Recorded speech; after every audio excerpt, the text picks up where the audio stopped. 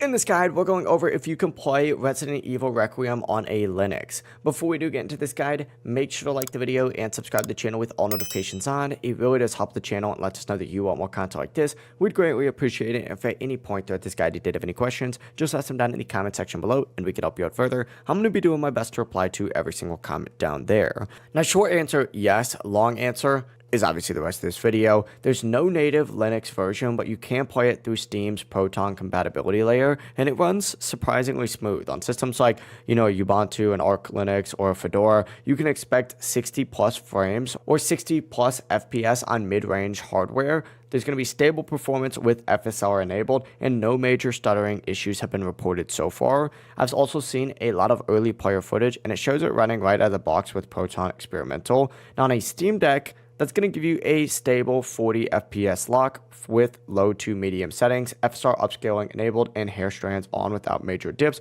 That's pretty impressive for fresh launch. But to install it on a Linux, you need to install it via Steam. Just right click on the game, go to properties, and then go to compatibility and tick on force Proton Experimental. If needed, also try Proton GE and just launch and adjust graphics for your hardware. So far, there's been no anti-cheat problems, no major launch blockers reported. Proton DB rating is still unknown due to it being a new release, and real-world players do confirm that it does work. But I would say, so far, it's a smooth survival horror on Linux.